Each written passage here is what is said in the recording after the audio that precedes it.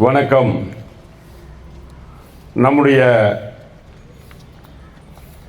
34வது கூட்டத்திலே தொடர்ந்து நாம் முன்னெடுத்து கொண்டிருக்கக்கூடிய எனது குப்பை எனது பொறுப்பு என்கின்ற நகர்ப்புற மக்கள் தூய்மை இயக்கத்தினுடைய 102வது நாள் நிகழ்வாக இன்றைக்கு மாரிவிடையார் தெரு மற்றும் அதனை சார்ந்த பகுதிகளிலே தீவிர தூய்மை பணியும் திடக்கழிவு மேலாண்மை குறித்த விழிப்புணர்வும் டெங்கு நோய் ஒழிப்பு நடவடிக்கைகளும் நாம் மேற்கொள்ள இருக்கின்றோம். இதுகாரும் 101 நிகழ்வுகளை நம்முடைய கோட்டத்திலே நாம் நடத்தி இருக்கின்றோம். இந்த 101 நிகழ்வுகள் நடத்தி இருப்பதன் விளைவாக 101 அதாவது 51 மாதங்களுக்கு முன்பு, கிட்டத்தட்ட 4.5 ஆண்டுகளுக்கு முன்பு நம்முடைய கோட்டத்திலே இருந்த பொது இடங்களிலே இருந்த குப்பை தொட்டிகளின் எண்ணிக்கை 42. இன்றைக்கு நம்முடைய கோட்டத்திலே ஒரு குப்பை தொட்டி கூட கிடையாது. மக்களெல்லாம் சொல்லலாம், நாங்கள் நினைத்த நேரத்திலே கொண்டு போய் குப்பை தொட்டியிலே, தெரு மூலையிலே இருக்கக்கூடிய அந்த குப்பை தொட்டியிலே எங்கள் வீட்டில் சேகரமாகும் குப்பைகளை நாங்கள் சுலபமாக வீசிவிட்டு வருவோமே. இப்பொழுது குறிப்பிட்ட காலை நேரத்திலே மட்டும் நீங்கள் வந்து தவறாமல் குப்பையை பெற்றுக்கொள்கின்றீர்கள். இருந்தாலும் எங்களுடைய நேரத்திற்கு எங்களால் கொண்டு சென்று கொட்ட முடியவில்லையே. எங்கள் சௌரியப்படி நாங்கள் பொது இடங்களில் கூட கொட்டி கொண்டிருந்தோம். ஒருவேளை அந்த இடம் அதிகமான குப்பைகளால் நிரம்பி இருந்தால் சாக்கடை பக்கம் கூட நாங்கள் கொட்டி கொண்டிருந்தோம். எங்கள் வீடு சுத்தமாக இருந்தது. அப்பப்போது நாங்கள் குப்பைகளெல்லாம் வெளியே கொண்டு விட்டோம் என்று சொல்லிக் கொண்டிருந்தீர்கள். நினைத்திருக்கலாம் சிலர், அப்படி ஒரு எண்ணம் சிலருக்கு இருந்திருக்கலாம். ஆனால் அவர்களுடைய எண்ணமெல்லாம் மாறக்கூடிய அளவிலே தினந்தோறும் வீட்டிலே சேகரமாகக்கூடிய நம்முடைய உணவு கழிவுகள் மற்றும் காய்கறி கழிவுகள் மற்றும் கடைகளிலே நாம் பொருள்கள் வாங்கி வருவதால் வரக்கூடிய அந்த பிளாஸ்டிக் கேரி பேக்குகள், இவற்றையெல்லாம் தவறாமல் நீங்கள் பிரித்து தந்ததனுடைய விளைவு இன்றைக்கு நீங்கள் வசிக்கக்கூடிய தெரு சுத்தமாக இருக்கின்றது. பொது இடங்களில் குப்பையை கொட்டிவிட்டால் அந்த இடம் எப்படி இருக்கும் என்பது உங்களுக்கு தெரியும். மலை போல் குப்பை குவிந்திருக்கும். ஒரு மழை பெய்தால் அங்கு ஒரு ஈரம் உருவாகும். அந்த ஈரம் வந்தால் அங்கு பூஞ்சைகள் வளரும். பூஞ்சைகள் வந்தால் நோய்களை பரப்பக்கூடிய கிருமிகள் உருவாகும். அந்த கிருமிகள் அங்கு இருக்கக்கூடிய காரணத்தால் ஒரு தெரு நாற்றம் ஏற்படும். அந்த பகுதியிலே இருக்கக்கூடிய முதியவர்கள், குழந்தைகள் உடனடியாக காய்ச்சல் உள்ளிட்ட நோய்களுக்கு அங்கு இருக்கக்கூடிய கிருமிகளால் ஆளாக்கப்படுவார்கள். இதுதான் இதுகாரும் நடந்து வந்து கொண்டிருந்தது. இந்த ஆடி மாதம், இந்த மழை காலங்களிலே, கடந்த காலங்களிலே உங்களுக்கு நன்றாக தெரியும், மழை பெய்தால் வெள்ளமென நம்முடைய பகுதியிலே தண்ணீர், சாக்கடை நீர் அந்த சீலாவரி ஏரியிலே இருந்து புகுந்து வெள்ளமென ஓடி வந்து சாக்கடைக்குள் போக முடியாமல் திணறி சாக்கடையில் அடைத்து கொண்டிருக்கக்கூடிய அந்த பிளாஸ்டிக் கேரி பேக் மூட்டையாக இங்கே எடுத்தோம். இந்த அக்காவுக்கு தெரியும், இந்த எதிரிலெல்லாம் இவ்வளோ பெரிய மூட்டை. அதையெல்லாம் இன்னைக்கு மாற்றி மழை தண்ணி எவ்வளோ வந்தாலும் தங்கு தடையின்றி நேராக போகிற மாதிரி, மழை தண்ணி வந்து நின்றுச்சுன்னா என்ன ஆகும், டிச்சி தண்ணி சேர்ந்து இருக்கிற அந்த மழை தண்ணி நின்று தாழ்வாக இருக்கிற வீட்டுக்குள்ளே பூந்துடும். ஒரு தடவை வீட்டுக்குள்ளே தண்ணி போயிடுச்சுன்னா அவங்க அந்த அக்காக்களும் அந்த அம்மாக்களும் படுற கஷ்டம் எனக்கு தான் தெரியும். அது வீட்டில் வந்து பார்த்திங்கன்னா நம்ம நிறையா வீடுகளில் தாழ்வாக வந்து தண்ணி டேங்க் வச்சுருப்பாங்க குடிக்கிற தண்ணிக்கு. அந்த மழை தண்ணியும் சாக்கடை தண்ணியும் உள்ளே பூந்துடும். உள்ளே பூந்து அந்த தண்ணி டேங்கில் இறங்கிட்டால் எத்தனை தடவை கழுவுனாலும் மனசு ஒப்பாது நம்ம அம்மாக்களுக்கும் சகோதரிகளுக்கும். என்னடா இந்த டிச்சி தண்ணி உள்ளே பூந்துருச்சேன்ட்டு. அப்படியெல்லாம் ஒரு வேதனையான சூழ்நிலை இருந்ததையெல்லாம் உங்களால் இன்றைக்கு நாம் மாற்றி இருக்கின்றோம். எப்படி மாறி இருக்கிறது என்றால், ஒரு பிடி குப்பை கூட இன்றைக்கு நம்முடைய கோட்டத்தில் இருக்கக்கூடிய பொதுமக்கள் பொது இடங்களிலே 99.999% கொட்டுவது கிடையாது. ஒரு 5 நிமிடம் முன்ன பின்ன நம்முடைய மாநகராட்சியினுடைய மாண்பிற்குரிய தூய்மை பணியாளர்கள் அவருடைய வாகனத்திலே வந்தால் அவர்களிடத்திலே வழங்கக்கூடிய ஒரு நல்ல பண்பினை, பழக்கத்தை அவர்கள் உருவாக்கி மட்டுமல்ல, மற்றவர்களுக்கு ஒரு முன்னுதாரணமாக சேலம் மாநகராட்சியிலே இந்த 34வது கோட்டத்தினுடைய தாய்மார்கள், பொதுமக்கள் திகழ்ந்து கொண்டிருக்கின்றார்கள். அதன் காரணமாகத்தான் இன்றைக்கு சுகாதாரம் மேலோங்கி இருக்கின்றது. இந்த சுகாதாரம் மேலோங்கி இருக்கக்கூடிய சுகாதாரம் இன்றைக்கு தொடர்ந்து நீடிக்க வேண்டும் என்பதற்காகத்தான் இது போன்ற பிரச்சாரங்களை நாம் செய்து கொண்டிருக்கின்றோம். கடந்த காலங்களிலே வீடுகளிலே உருவாகக்கூடிய குப்பையை மக்கும் குப்பை, மக்காத குப்பை என்று தரம் பிரித்து நீங்கள் தந்தீர்கள், நாங்கள் பெற்றுக்கொண்டிருந்தோம். மக்கக்கூடிய குப்பைகளாக இருக்கக்கூடிய உணவு கழிவுகள், காய்கறி கழிவுகள், பூக்கள், பாடிப்போன பூக்கள், அவற்றையெல்லாம் தனியாக பெற்று அவற்றையெல்லாம் மாநகராட்சி சார்பிலே எடுத்துக்கொண்டு போய் ஒரு குப்பை தொட்டியில், குப்பைமேட்டில், இங்கே இருக்கக்கூடிய வயதானவங்களுக்குலாம் தெரியும், எவ்வளோ குப்பை வந்தாலும் அந்த குப்பை கிச்சிப்பாளையத்தில் இருக்கக்கூடிய அந்த குப்பைமேட்டில் போய் மலையாக கொட்டுவோம். அங்கே பற்ற வச்சிருவாங்க. பற்ற வச்சா என்ன ஆகும்? அங்கே வர நெருப்பும், அந்த நெருப்பில் வர புகையும், அந்த புகையில் வர கெட்ட ரசாயன வாயுக்களும் அங்கே இருக்கிற மக்களை மட்டும் இல்லை, நம்ம அம்மாப்பேட்டை கிச்சிப்பாளையத்தில் இருக்கிற அத்தனை பகுதி மக்களுக்கும் நோய்வாய் ஏற்படுத்தி கொண்டிருந்த ஒரு துயரமான சூழ்நிலை இருந்தது. குப்பைகளை அழிக்க முடியல. குப்பைகளை எங்கேயாவது போய் டம்ப் பண்ணாங்க, கொட்டிட்டு தான் இருந்தாங்க. ஒரு கட்டத்தில் நகரம் பெருசானவுடனே, மாநகராட்சி ஆனவுடனே குப்பை மேடு பத்தலை. குப்பை மேடு, அந்த ஊர் நிஜமாவே குப்பை மேடாக மாறிடுச்சு. அங்கே இருக்கக்கூடிய நம்முடைய சகோதரிகள், தாய்மார்களுடைய நலன் கருதி அப்போ மாநகராட்சி நிர்வாகம் என்னடா பண்ணுறதுன்ட்டு அந்த குப்பை கொட்டக்கூடிய அந்த இடத்தை நம்முடைய ஏற்காடு சேர்வராயன் மலை அடிவாரத்திலே, நீங்கள்லாம் அந்த குருவம்பட்டி பூங்கா போயிருப்பீங்க, அதுக்கு போகக்கூடிய வழியிலே செட்டிச்சாவடி என்ற ஒரு கிராமத்தில், அந்த மலை அடிவாரத்திலே மக்களுக்கு தொல்லை இல்லாத இடத்திலே சேலம் மாநகராட்சியில் இருக்கக்கூடிய உருவாகக்கூடிய அந்த குப்பைகளை எல்லாம் மாநகராட்சி வாகனங்கள் மூலம் இங்கிருந்து ஒரு 8 கிலோமீட்டர் இன்றைக்கும் கொண்டு போய் கொட்டிட்டு இருந்தாங்க. இது தொடர்ந்து நடந்துட்டு இருந்தது ஓரளவு. இப்போ அந்த செட்டிச்சாவடி குப்பை குடங்கும் பார்த்தீங்கன்னா ஏற்காடு மலையை விட அது பெருசாக போயிடும் போல தெரியுது. அது பிடிச்சிட்டு எரியுது, இயற்கையை நாசப்படுத்துது, சுற்றுச்சூழல் மாசுபடுது. என்னடா பண்ணலாம் அப்படிங்கிறப்ப தான் நாம் குப்பைகள் 2 விதமாக உருவாகுது. ஒன்று மக்கக்கூடிய குப்பை, அது நான் சொன்ன மாதிரி ஃபுட் வேஸ்ட், உணவு கழிவு, அந்த மாதிரி இயற்கையாக உருவாகக்கூடிய குப்பை. இன்னொன்று மக்காத பிளாஸ்டிக் கேரி பேக், பிளாஸ்டிக் வகைகள், பாலித்தீன் கவர்கள், அந்த மாதிரிலாம். என்னடா பண்ணுறதுன்னு மாநகராட்சி நிர்வாகம் யோசனை பண்ணி இன்னைக்கு சேலம் மாநகராட்சியில் 27 இடங்களில் நீங்கள் கொடுக்குறீங்கல்ல குப்பை, அந்த குப்பையெல்லாம் கொண்டு போய் உரமாக தயாரிக்கிறாங்க. இந்த மக்கக்கூடிய குப்பையை நீங்கள் போனால் பார்க்கலாம். இங்கே தாதம்பட்டியில் முன்னாடி இருக்கக்கூடிய அந்த சுடுகாட்டில் இருக்குது, இங்கே அள்ளிக்கோட்டை வாய்க்காப்பட்டையில் ஒன்று இருக்குது, பைபாஸில் அந்த ரிஜிஸ்டர் ஆஃபீஸ் இருக்கு இல்லைங்களா, அதுக்கு பக்கத்தில் 2 இருக்குது. யாராவது விரும்புனீங்கன்னா நம்முடைய சுகாதார ஆய்வாளரும் மேற்பார்வையாளரும் உங்களை கூட்டு போய் கூட காட்டுவாங்க. நானும் கூட குறிப்பாக மாணவ மாணவிகள் இந்த பகுதியில் இருக்கக்கூடியவர்கள் இதை பார்க்க வேண்டும், குப்பைகளை எப்படி உரமாக்குறாங்க அப்படிங்கிறத பார்க்கணும்னு நினச்சிங்கன்னா கூட்டு போய் காட்டுறதுக்கு தயாராக இருக்கும்.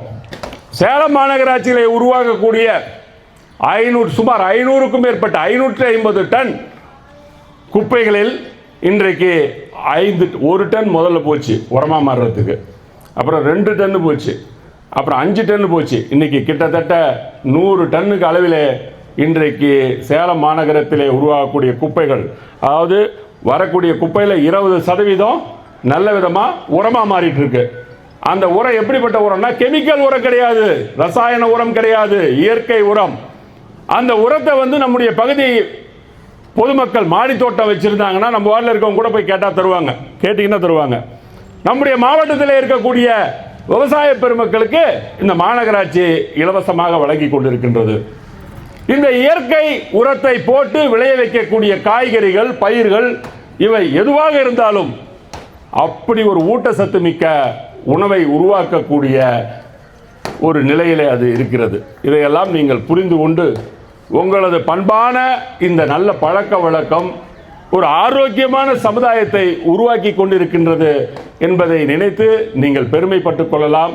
அதற்காக உங்கள் அத்தனை பேருக்கும் என்னுடைய நெஞ்சார்ந்த நன்றியை நான் இந்த நேரத்திலே தெரிவித்துக் கொள்கின்றேன். அதே போல இதை பண்ணிட்டீங்க, மக்காத குப்பை, பிளாஸ்டிக், பாலித்தீன் கவர், அதை என்ன பண்ணலாம் அப்படின்னு ஒரு கேள்வி இருக்கும். அது போய் பூமியில் போட்டால் பூமியில் 500-1000 வருஷம் ஆனாலும் அழியாத, பூமிக்குள்ளே போயிடுச்சுன்னா பூமிக்குள்ளே தண்ணி போகாத, நீராதாரம் போயிடுமே, பூமியினுடைய வளம் போயிடுமே, அதை என்ன பண்ண போறீங்க அப்படின்னு ஒரு அறிவார்ந்த ஒரு மாணவன் ஒரு கேள்வியை கேட்டால் என்ன பதில் என்றால், அதுவும் ஒரு சவாலான நிலைதான். அது போன்ற அந்த பிளாஸ்டிக் பாலித்தீன் கவர்கள் போன்ற அந்த சேகரமாகக்கூடிய கழிவுகளை எல்லாம் இன்றைக்கு தனியாக சேகரித்து அதை மறுசுழற்சி செய்து ஏதோ ஒரு வகையிலே பயன்பாட்டுக்கு கொண்டு வரக்கூடிய ஒரு நிறுவனங்களுக்கு, மிகப்பெரிய சிமெண்ட் ஃபேக்டரி போன்ற ஆலைகளுக்கு நாம் அனுப்புவதற்குண்டான செயல்பாடுகளை மேற்கொண்டிருக்கின்றோம், செய்து கொண்டிருக்கின்றோம். இந்த மாநகராட்சி நிர்வாகத்தினுடைய நோக்கம் குப்பைகள் சேகரமாவது என்பது தவிர்க்க முடியாது. ஆனால் குப்பைகள் இந்த பூமியை பாழ்படுத்தக்கூடாது. இந்த பூமியை இந்த குப்பை பாழ்படுத்தினால் நாம் வாழ்ந்து கொண்டிருக்கக்கூடிய இந்த நிம்மதியான வாழ்க்கை நம்முடைய தலைமுறைக்கு கிடைக்காது. மழை இருக்காது, வெயில் ஒழுங்காக அடிக்காது, குளிர் இந்த டிசம்பர் மாதம் அடிக்க வேண்டிய குளிர் மே மாதம் அடிக்கும், கால வெப்பநிலை மாறும், கடல் கொந்தளிக்கும், பனிப்பாறைகள் உருகும், உலகம் அழிந்து போகும். ஒரே நாளில் உலகம் அழியாது, படிப்படியாக. மிகவும் நோய்வாய்கள் உலகத்திலே அதிகமாக பரவும்.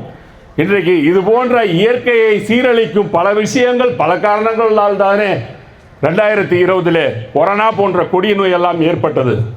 எனவே வருங்காலத்திலே நம்முடைய தலைமுறைகள் மகிழ்ச்சியோடும் ஆரோக்கியத்தோடும் வாழ்வதற்காக கொரோனா போன்ற கொடும் நோய்கள் இந்த உலகத்திலே வராமல் இருப்பதற்காக நாம் மேற்கொண்டிருக்கக்கூடிய இந்த திடக்கழிவு மேலாண்மையின் அடுத்த கட்ட முயற்சி தான் நாம் நீல நில குப்பை தொட்டியிலும் பச்சை குப்பை தொட்டியிலும் உலர்கழிவியும் ஈரக்கழிவியும் மக்கும் குப்பையும் மக்கும் குப்பாதையும் வாங்கி கொண்டிருந்தோம்.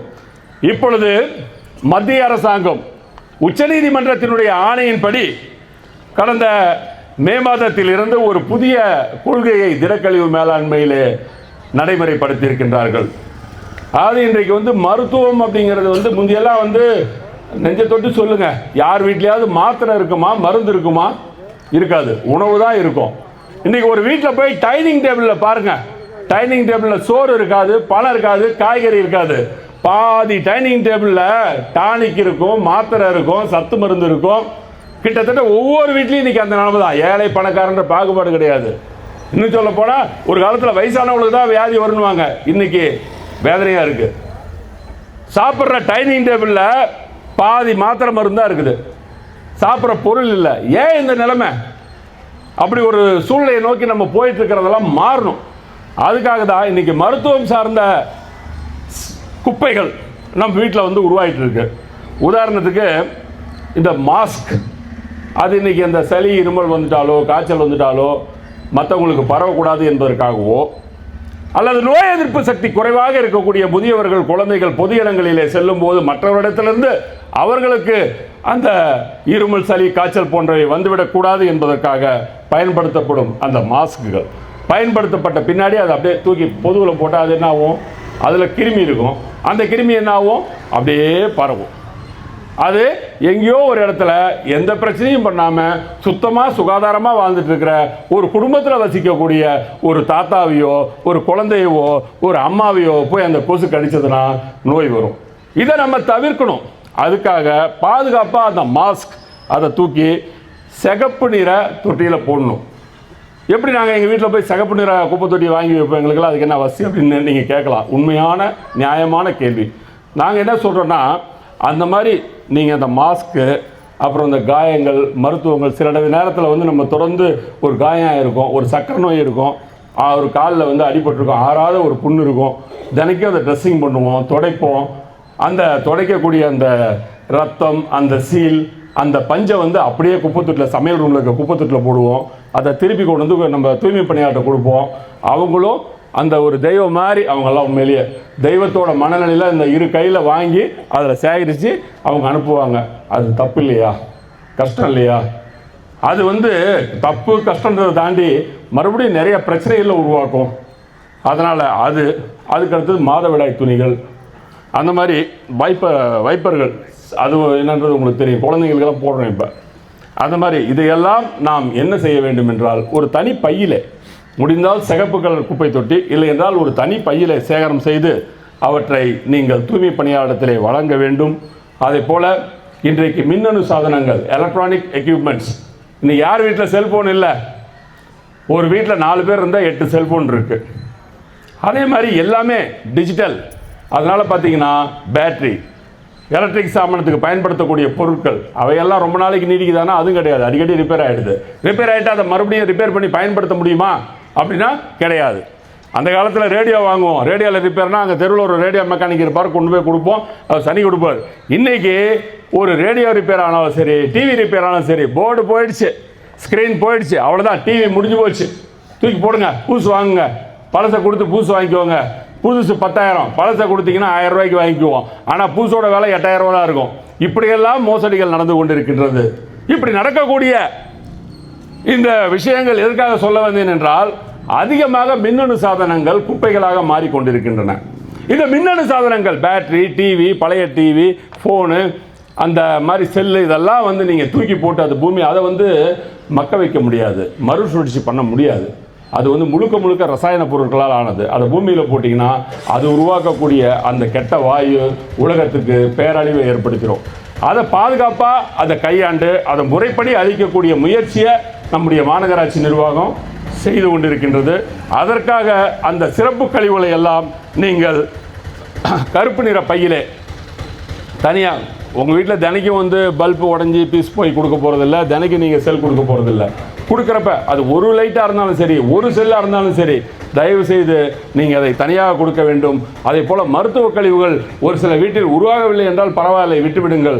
ஒரு பஞ்சு, சின்ன பஞ்சாக இருந்தால் கூட அதை தனியாக நம்ம தூய்மை பணியாளர்கிட்ட நீங்கள் கொடுக்கணுன்ட்டு நான் இந்த நேரத்தில் பணிவாக கேட்டுக்கிட்டு, இந்த மாநகராட்சி நிர்வாகம் பொறுப்பேற்ற பின்பு நம்முடைய 34வது கோட்டத்திலே, குறிப்பாக இந்த மாரிவுடையார் தெருவிலே இந்த நிர்வாகம் பொறுப்பேற்ற பின்பு 2022 முதலாக இந்த பகுதியிலே தான் மழைநீர் வடிகால் கால்வாய் நம்முடைய நிர்வாகம், நான் மாமன்ற உறுப்பினராக ஆன பின்பு அமைத்து தந்தோம்.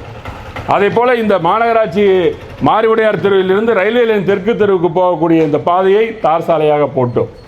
இந்த தார் சாலை முடியக்கூடிய இடத்திலிருந்து அந்த ரயில்வே லைன் தெற்கு தெருவிலே வீட்டிருக்கக்கூடிய அருள்மிகு காளியம்மன், சக்தி வாய்ந்த காளியம்மன், அந்த காளியம்மன் திருக்கோயில் வரை ஒரு சிறிய சந்து இருந்தது. ஒரு 100 அடி அல்லது ஒரு 60-70 அடி இருக்கலாம். அந்த சிறிய சந்தில் சகதியும் சேருமாக அந்த நடைபாதை இருந்து கொண்டிருந்தது. அதற்கு கான்கிரீட் சாலை போட்டோம். அந்த பகுதி பூரா கான்கிரீட் சாலை போட்டோம். இந்த பக்கம் நம்முடைய கார்பெட் தெரு, நம்ம கார்பெட் தெருவில் கான்கிரீட் சாலை போட்டு இன்றைக்கி மழைநீர் வடிகால் கால்வாய் போட்டிருக்கோம்.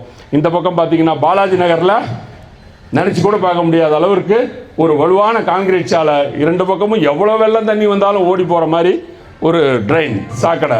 அந்த தண்ணியெல்லாம் இவ்வளோ நாள் எங்கே போச்சு? போய் அந்த மூலையில் நிற்கும், அதுக்கு மேலே போகிறதுக்கு வழி இருக்காது. ஒரு சாக்கடை தண்ணி வந்துச்சுன்னா மேலே போனால் தானே, அவுட்லெட் இருந்தால் தானே போவோம், நிற்கிறது என்னாலும் ரிவர்ஸ் ஆகி நம்ம வார்டில் இருக்கிற மக்கள் வீட்டுக்குள்ளெலாம் போவோம். அதை மாற்றுறதுக்காக தான் அம்மாபட்டம் மெயின் ரோடு அந்த தண்ணியை கொண்டு போய் பேரறிஞர் அண்ணா அவர்களுடைய பெயரிலே அணையாத ஒரு விளக்கங்க 2 எரிஞ்சிட்டு இருக்கு. போய் பாருங்கள் குழந்தைங்கள்லாம். கரண்ட்டு கிடையாது, ஒன்றும் கிடையாது. அங்கே வந்து மரபுசாரா எரிசக்தி, அது மாற்று எரிசக்தி சார்பாக சோலார், சூரியனுடைய கண்ணுக்கு தெரிந்த ஒரே கடவுள் சூரியன். அந்த சூரியனுடைய ஒளியில் போங்க. இங்கே மதுரை வீரன் கோயில் பக்கத்தில் ஒரு பாலம் இருக்கும் தம்பி, போய் பாருங்கள், நீங்கள் கட்டாயமாக போய் பாருங்கள். கரண்ட்டு கிடையாது, ஒன்றும் கிடையாது. 24 மணி நேரமும் எரிஞ்சிட்டு இருக்கோம். அது ஏன் எரிய விட்டுருக்குன்னா, அந்த மாதிரி நம்மளுடைய வார்டு பிரகாசமாக இருக்கணும் அப்படிங்கிறதுக்காக தான், நீங்கள்லாம் நல்லா வரணுங்கிறதுக்காக தான், தெரியுதா? அது கரண்ட் இல்லாமல் அந்த லைட் கிட்டத்தட்ட 6 மாதம், இப்போ பிப்ரவரி 8ஆம் தேதி போன வருஷம் ஆரம்பிச்சது, 1 வருஷத்துக்கு மேலே எரிஞ்சிட்டு இருக்குது அணையாமல். அப்படிப்பட்ட பல நல்ல விஷயங்களை செய்திருக்கின்றோம். அந்த பாலம் அடியில் போயிட்டு இருந்த பைப்பெல்லாம் தூக்கி போட்டதுனால, இந்த மாநகராட்சி நிர்வாகம் பண்ணதுனால தண்ணி தலையின்றி போயிட்டு இருக்கு.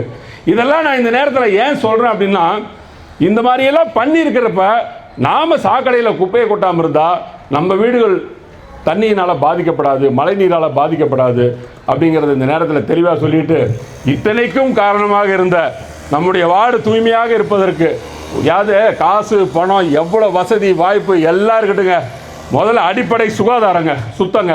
எவ்வளோ காசு பணம் இருந்து உடம்பு சரியில்லாமல் போய்ட்டு என்னங்க பண்ண முடியும்?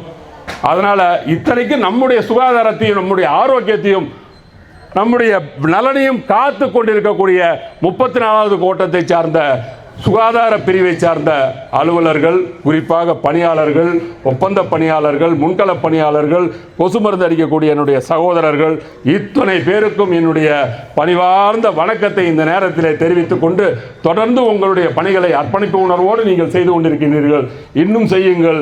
நிச்சயமாக உங்களுடைய தலைமுறை செழித்து ஓங்கும். என்றென்றும் எங்களுடைய இதயத்திலே நீங்கள் நீக்கமர நினைந்திருப்பீர்கள் என்று சொல்லி உங்கள் அத்தனை பேருக்கும் வாழ்த்து சொல்லி, இந்த பகுதி மக்கள் அனைவருக்கும் நன்றி சொல்லி, தொடர்ந்து ஒத்துழைப்பு தாருங்கள். 4 வண்ண கூடைகளிலே குப்பைகளை பிரித்து தாருங்கள் என்று கேட்டுக்கொண்டு இந்த நிகழ்ச்சியை துவக்கி வைக்கின்றேன். நன்றி, வணக்கம்.